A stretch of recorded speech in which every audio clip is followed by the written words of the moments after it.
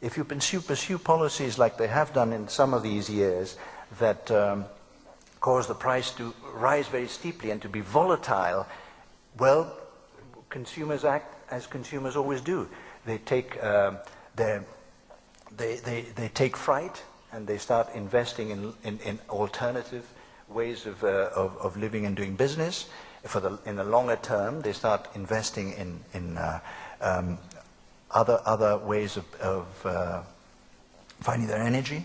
And, of course, they will also conserve energy in the short term by not driving much. When the price of oil in the United States went to $4 a US gallon, over $4 a US gallon, there was a sharp reaction.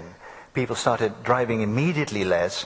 And, of course, aided by the recession that came in the middle of 2008, they started buying far fewer cars. In fact, the demand for automobiles in the United States collapsed. And as you know, Chrysler is in deep trouble because of that, GM, and so on and so forth. So security of demand for me is a nonsense concept. It doesn't make any sense. Anyone who's in business, if he looks for security of demand for his product, then he needs his head examined. The best way to look after your demand for your product is to look after your customers. And I have a quote right at the end, which I'll show you, from Adam Smith himself, the first great economist, and he says exactly that, but I'll show it to you at the end. So the question was how to manage, this was the question I was given by the organizers, whom I thank once again for inviting me. I came last year, and I must have done something good to be invited again. I might have blown it this time, but so if I don't see you, greetings from me. I hope I am invited, because I do like coming to Greece. The ultimate answer to the security of supply question, as far as oil and gas too, because gas, they've been talking about forming a cartel in gas, is to free up the energy market in general. But energy, as we all know, politically is too important for this to happen, to have a complete liberalization. What steps can be taken to avoid, as I call it, chasing shadows? Europe has chosen the route of reducing the demand for fossil fuels via high taxation of oil products, caps on carbon emissions. This is where capping emissions links in with security of supply, mainly by electricity generators who are paying the price, and heavy industry, and of course the trading of permits, which makes the whole process efficient. That's the economists working. Until the recent election of President Obama, the United States preferred the solution of stimulating the supply side and encouraging greater diversity in power generation. Now, the United States seems to want to mimic the European Union.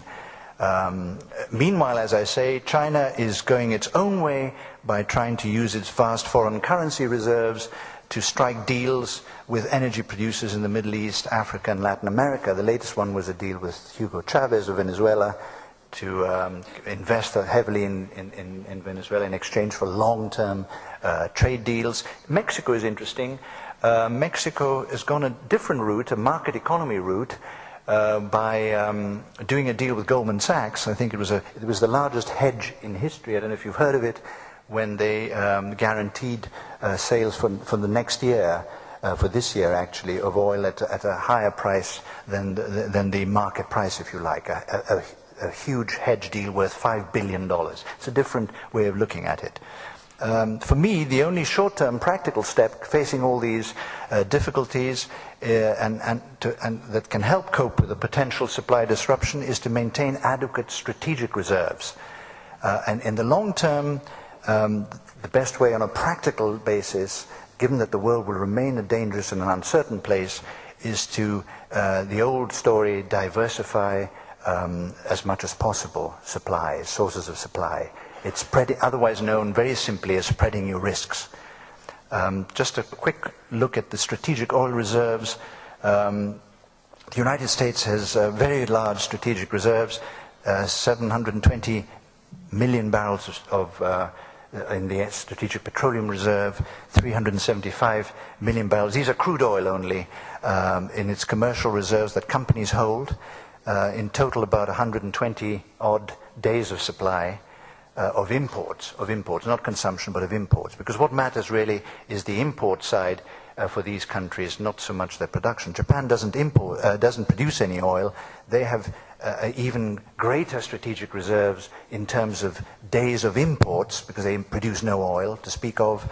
The European Union is, in this respect, has been quite clever. It has imposed the other two countries, United States, Japan. The country bears the cost of strategic petroleum reserves, which are vast, as you can imagine. Can you imagine all the billions of dollars tied in terms of oil that's kept in the ground or in tanks? Europe has been clever in that respect. It has forced the companies by imposing a restriction that they must hold 90 days, each company must hold 90 days of imports as stocks, which of course that costs the companies, but not the EU. Germany has strategic petroleum reserves on top of this requirement.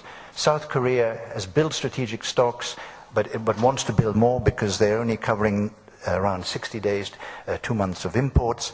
China is building feverishly its own strategic petroleum reserve. It's completed 100 million barrels worth of reserves in 4 sites, but they're only supplying 28 days of imports at the moment. They plan to have another 100 million barrels, that is doubling the strategic reserve, and maybe having another 100 million barrels on top of that, so that eventually they'll end up with 3 months of strategic reserves. So I've given you some facts and figures there, but I promised you that I will end with this quote from Adam Smith, the great man.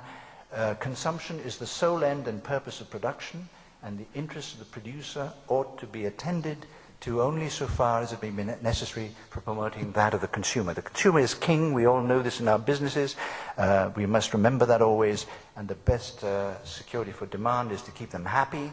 I would say keep them happy, generally speaking, so that they don't have to resort to strategic petroleum reserves. They don't have to resort to other forms to try to secure energy supplies. So please, OPEC, bear that in mind. Thank you very much.